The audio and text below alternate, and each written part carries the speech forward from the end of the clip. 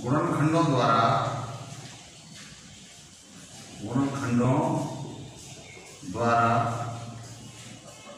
द्विघात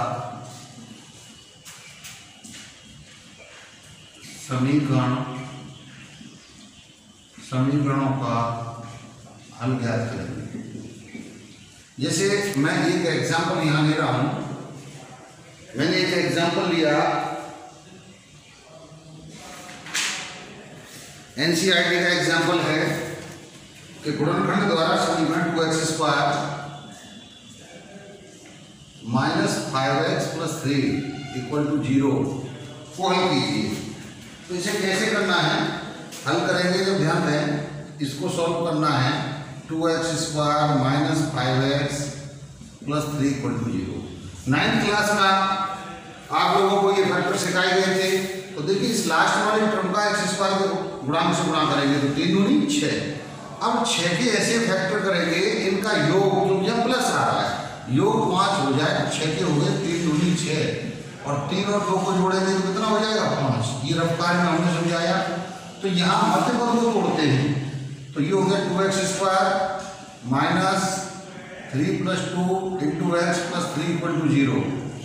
यहाँ से फिर आगे चलेंगे तो 2x² x का इसमें मल्टीप्लाई करेंगे तो -3x और माइनस और प्लस का हो गया -2x + 3 = 0। ये दो पेयर बन गए। पहले पेयर में से क्या कॉमन आ रहा है x। जब x कॉमन निकल गया तो यहाँ x की घात 2 है, तो एक घात कॉमन निकल गई तो एक घात बची तो 2x - 3।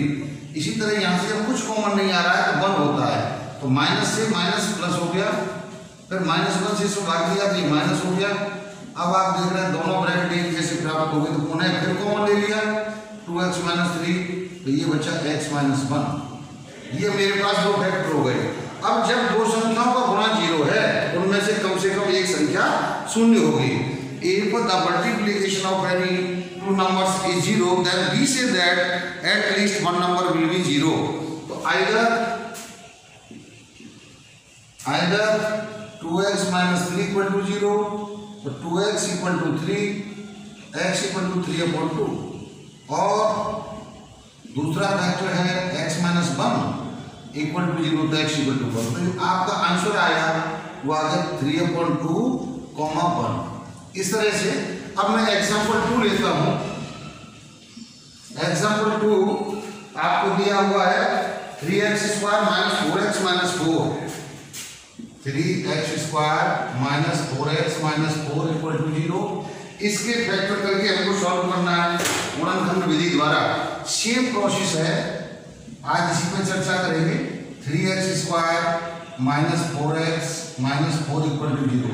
4 और 3 के गुणा करेंगे तो ये -4 है, तो ये हमारे पास हो गया 4 किया 12 माइनस का। माइनस से मतलब है कि हमें 12 के ऐसे दो फैक्टर करने जिनका अंतर 4 के बराबर हो जाए। तो 12 के फैक्टर हो गए 6 × 2, तो 6 में से 2 जाएंगे तो कितने बचेंगे 4। हम इसको 3x² - 4 को लिख देंगे 6 - 2 6 × 12 जो दो फैक्टर आए थे × x - 4 = 0। ये रफ कार्य था। अब नेक्स्ट स्टेप 3x² माइनस से चिन्ह बदल जाएंगे तो -6 x का पीछे से मल्टीप्लाई हो जाएगा तो 6x - × -2 x - 4 = 0। ये हमने दो पेयर बन गए। पहले पेयर में से 3x कॉमन है तो x बचा 3 दूनी 6 2 बचा प्लस इसमें से 2 कॉमन है तो यहाँ x और 2 दूनी 4। अब x - 2 और ये बचा हमारे पास 3x + 2। अब वही कंडीशन फिर आ गई कि दो संख्याओं का गुणनफल शून्य है। पहली संख्या x - 2 है और दूसरी संख्या 3x - 3x + 2 है। जब दो संख्याओं का गुणनफल शून्य होता है तो उनमें से कम एक संख्या अवश्य शून्य होगी। एक संख्या शून्य होगी तभी गुणनफल शून्य हो सकता है। जैसे 0 × 0 दोनों शून्य ले ली तो शून्य आ जाएगा, या 0 × 3 तो 0 आ जाएगा, या 3 × 0 तब भी 0 आ जाएगा। लेकिन अगर दोनों संख्या नॉन जीरो है जैसे 3 × 2 तो 6 आएगा, 0 नहीं आएगा। तो गुणनफल केवल 0 कब आएगा जब कम से कम एक संख्या शून्य हो। तो आप हिंदी में लिख सकते हैं या तो आइदर का मतलब होता है, मैंने पहले एग्जांपल में आइदर का प्रयोग किया, ये हो गया x = 2 या 3x + 2 = 0, 3x = -2 हो गया, x = 3 का भाग देंगे तो -2/3। ये आपका आंसर है। x की दो वैल्यू आ गई, द्विघात समीकरण के दो मूल होंगे तो इस तरह से आप इन्हें नोट कर लेंगे और मेरे चैनल पर नए हैं तो चैनल को सब्सक्राइब कर लेंगे और अपने अन्य दोस्तों जो 10th क्लास में पढ़ते हैं, चाहे वो किसी भी विद्यालय में पढ़ रहे हैं, उनको आप शेयर करेंगे जिससे ज़्यादा से ज़्यादा छात्रों को लाभ मिल सके। एग्जाम्पल नंबर 3 और 4 आपको दिखाई दे रहे हैं। अब हम एग्जाम्पल नंबर 3 को सॉल्व करेंगे। तो किस तरह से सॉल्व करेंगे, मेथड आपको बता चुके हैं। ये संख्या है हमारे पास 6x² minus x minus 2 equal to 0। फिर समझ लें क्या करना होता है। स्टेप फर्स्ट, ये लास्ट वाला एचएफ पद का x² के गुणांक से गुणा करते तो 6 गुणा -2 बराबर -12। ये रफ्तार बता रहा हूँ आपको, RW है। तो ये -12 आ गया। तो -12 है तो माइनस का मतलब है डिफरेंस लाना है। 12 के ऐसे खंड करने हैं जिनका डिफरेंस यहाँ इसके सामने कुछ नहीं तो 1 है। तो ये हो गया 4 किया हुआ है। 4 में से 3 घटाएंगे तो इसके यहाँ पर 4 - 3 लिखेंगे। तो 6x² minus 4 - 3 into x minus 2 equal to 0। 6x² minus 4x minus into minus plus 3x और माइनस 2 इक्वल टू 0। अब हमारे पास ये 4 पद बन गए तो 2 पद के 2 पेयर हो गए। पहले पेयर में से कॉमन लो, 6 और 4 में से कॉमन क्या है 2। कॉमन का मतलब ऐसी संख्या जिससे दोनों पर डिवाइड हो रहा है। तो 2 दिया 6, x² में भाग दिया तो x बचा 2 दूनी 4। इसमें से 1 ले लिया तो हो गया 3x माइनस 2 इक्वल टू 0। अब उन्हें कॉमन क्या आ रहा है 3x माइनस 2, तो दोनों ब्रैकेट समान है, कॉमन निकाल लिए। तो यहाँ क्या बचा 2x, इधर कितना बचा 1। अब उन्हें दो संख्याओं का गुणा 0 आ रहा है तो इनमें से कम एक संख्या अवश्य शून्य होगी। जब एक संख्या अवश्य शून्य होगी तो या तो 3x minus 2 equal to 0, 3x equal to 2, x equal to आ गया 2/3, या 2x plus 1 equal to 0, 2x equal to -1, x equal to -1/2। ये आपके दोनों आंसर आ गए। इसी कड़ी में अगर हम इसका सॉल्यूशन देखें तो आप देखेंगे हमारे पास क्वेश्चन क्या है 3x² minus 2√6x plus 2 equal to 0। अब वही अचर पद का x² के गुणांक से गुणा करेंगे। 3 × 2 इक्वल टू हो गया 6। 6 के ऐसे खंड करिए जिनका योगफल जो प्लस का 6 आ रहा है 2 √6 हो जाए, अर्थात 6 के खंड करेंगे तो ये होंगे √6 गुणा √6। √6 क्यों किया तो मुझे √6 के पद में लाना है। तो दोनों फैक्टरों को जब जोड़ेंगे तो ये हो जाएगा √6 प्लस √6 इक्वल टू 2√6। अर्थात आप 2√6 को किसमें जोड़ सकते हैं √6 प्लस √6 में। तो 3x² माइनस ये हो गया √6 plus √6 into x plus 2 equal to 0। x का इसमें मल्टीप्लाई करेंगे तो 3x² माइनस √6x माइनस से ये भी चिन्ह बदल जाएगा minus √6x plus 2 equal to 0। 2 pair बन गए। पहले पेयर में से क्या कॉमन आ रहा है जरा बताएं देख करके। 3x² माइनस √6x में से क्या कॉमन आ रहा है, पहले पेयर में से क्या कॉमन निकल रहा है। तो देखिए 3 और √6 में से क्या कॉमन निकल रहा है, तो ये निकल रहा है √3 और दोनों x। √3 का जब 3 में डिवाइड करेंगे, यहाँ समझ लीजिए जैसे 3 है तो आप इसको लिख सकते हैं √3 × √3 और इसमें आप √3 से डिवाइड कर रहे हैं। √3 से डिवाइड किया तो ये कट गया तो कितना बचेगा √3। तो यहाँ आपका बच गया √3x और √3 से √6 में भाग करेंगे तो ये आएगा -√2। x तो कट गया। इसी तरह यहाँ से √2 कॉमन निकाल लेंगे तो √2 का भाग देंगे तो √3x माइनस से यहाँ भाग देंगे तो ये माइनस हो जाएगा √2। अब √3x माइनस √2 फिर पुनः कॉमन आ गया तो ये बचा √3x माइनस √2 इक्वल टू 0। अब आप या तो पहले वाला 0 होगा तो पहले वाला means √3x minus √2 equal to 0। तो यहाँ से आपका आ गया √3x equal to √2, x equal to √2/√3, या आपका आ गया √3x minus √2 equal to 0, √3x equal to √2। तो ये हो गया x इक्वल टू √2/√3। दोनों रूट समान आ सकते हैं, कंडीशन होती है दोनों रूट समान आ सकते हैं। तो इस तरह से आपके 4 एग्जाम्पल सॉल्व हुए। अब आगे एक्सरसाइज सॉल्व करेंगे। प्रश्नावली 4.2 में क्वेश्चन नंबर फर्स्ट को देखें। इस तरह से हम यहाँ पर 5-6 क्वेश्चन सॉल्व करेंगे। और उसी के आधार पर एक्सरसाइज के अन्य क्वेश्चनों को आप सॉल्व कर सकते हैं। X square minus 3x minus 10 equal to 0। तो यहाँ पर माइनस 10 है, लेकिन एक्स स्क्वायर का गुणांक कितना है 1, तो 10 एक 10, रफ कार्ड में यह बता रहा हूँ। तो माइनस 10 इंटू 1 करेंगे तो ये आ गया माइनस 10। तो माइनस का मतलब है अंतर चेक करना है, प्लस आ रहा है तो योग चेक करना है। 10 का क्या करना है अंतर 3, अर्थात 10 के खंड कर दो 5 दूनी 10, 5 दूनी 10, 5 में से 2 घटाने हैं तो ये लिख दो x square minus 5 minus 2 into x minus 10 equal to 0। Next step x square minus 5x plus 2x। X का इतना दोनों में मल्टीप्लाई किया, आगे माइनस है तो प्लस वाला माइनस हो गया और माइनस वाला प्लस चिन्ह बदल गए, माइनस 10 इक्वल टू 0। ये बच्चों दो पेयर बन गए। पहले पेयर में से x कॉमन है, x माइनस 5, इसमें से 2 कॉमन है तो 5 दूनी 10 तो x माइनस 5। उन्हें x माइनस 5 कॉमन है तो ये आ गया आपका x प्लस 2 इक्वल टू 0। वही कंडीशन बन जाती है कि अगर ये 0 और ये 0 तो दोनों का गुणा 0 आ रहा है, तो कम से कम एक तो 0 होगा, या तो x minus 5 equal to 0 x equal to 5, या x plus 2 equal to 0 x equal to minus 2।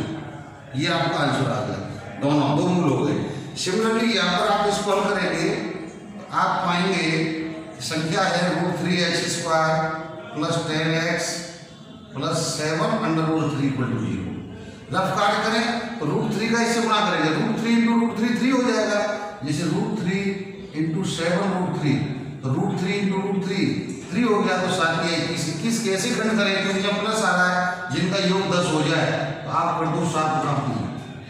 ये आपका आ गया √3x² प्लस 7 प्लस 3, इसको तोड़ देंगे, into x plus 7 √3 equal to 0। तो √3x² plus 7x plus 3x plus 7 √3 equal to 0, क्योंकि आपने x का इसमें मल्टीप्लाई कर दिया तो 7x और 3x, ये दोनों पेयर बन गए। अब ये दोनों पेयरों में पहले पेयर में से क्या कॉमन है, तो पहले पेयर में से x कॉमन है, तो ये बच्चा √3x, एक x निकल गया, प्लस 7, इसमें से √3 कॉमन है, तो 3 के फैक्टर हो सकते हैं √3 इंटू √3, तो √3 इंटू √3 बराबर 3 हुआ था, तो ये हमारे पास आ गया x प्लस 7, या √3 आ जाएगा √3x।